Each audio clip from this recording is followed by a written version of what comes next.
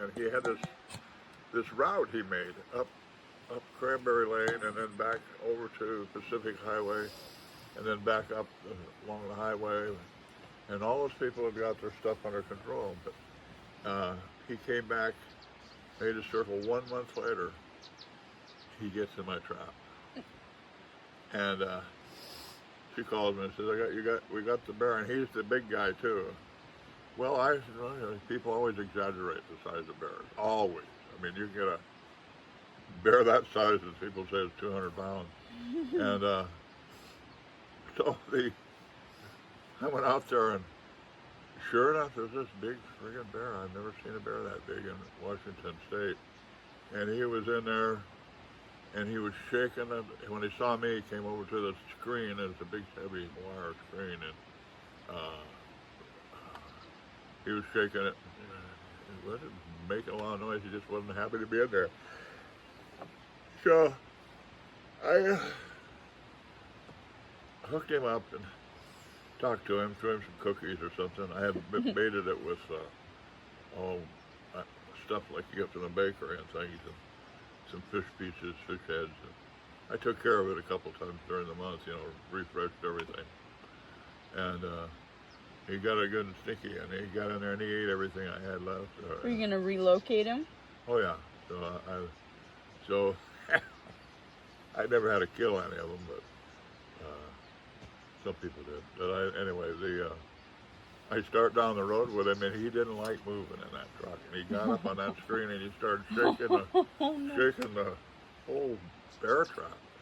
It's a big culvert trap, and he was shaking it, and it was bouncing down the road behind me, kind of almost bouncing. He was looking at me. All fours up there, shaking this thing like a grizzly. And so I went through town. There was a lot of guys that were working that I knew that were working in construction on this main street through Long Beach. They were making all the planter boxes and fixing things up, and it's really cute. You've been there, but you wouldn't see it in the wintertime. But we went through there, and the guys are going, "What do you got, Pat? You got a bear? Oh my God!" And oh wow, that's a big bear. And people, guys that I knew, that were hunters and good friends of the guys I grew up with. Their kids were working in the street. And, so by the time I got to our restaurant, I had a big parking lot behind the restaurant. I had 4 or 5 cars following me. Wow, look at the size of that bear. That's the biggest bear. And some of them were bear hunters. They said, "This is the biggest bear we've ever seen." That's a big fucking bear. So they had people come in and off and on all day long looking at this big bear. We think we had a class of kids or something.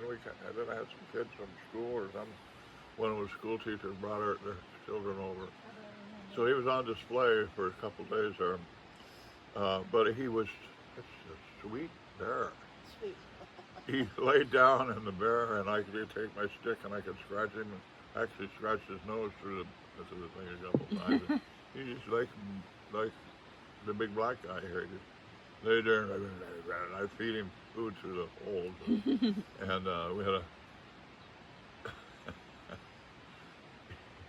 he wasn't the bear that had my finger in his mouth. It was a different bear.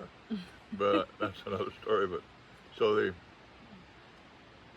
I got to be like him, and I had to relocate him. And these guys wanted to know where I was going to put him.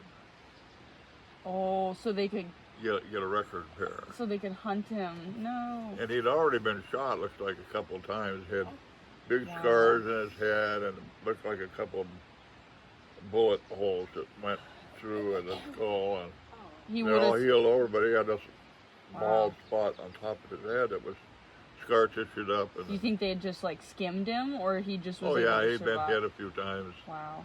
In hunting, and bears they take quite a bit. He got knocked over and went down, lay down, and healed. But so it was evidence he'd been around a while. He was the biggest bear anybody had ever seen. Even one of my biologists said that's.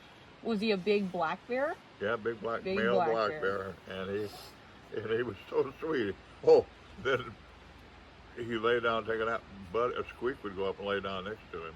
Oh. And nose to nose on the well, not they would sniff each other, and Squeak would lay down outside, and Bear would sleep with his nose. And Squeak would lick him, and they got along.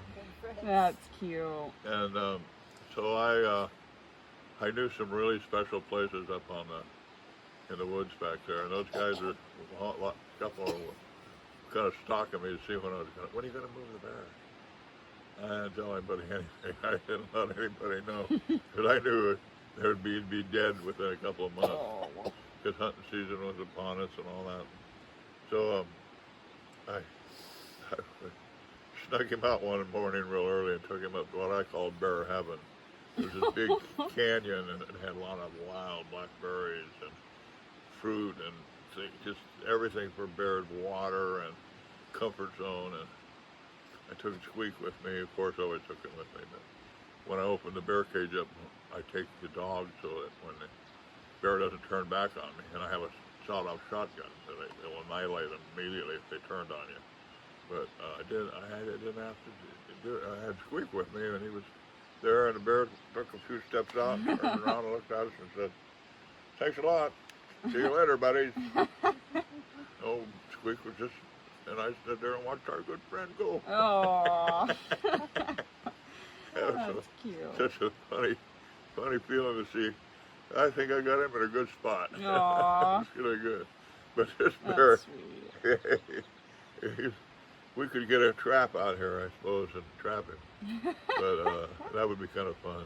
That's cool. So if he shows up tonight and we don't get Well, if we get a trap out here that size, we might as well just put all the trash in it. yeah, right. No, they're not that big. They're only about this wide and about 8 to 10 feet long. That's so cute. Did you tape all that? Yeah. Oh, you crazy. You got a story. Huh?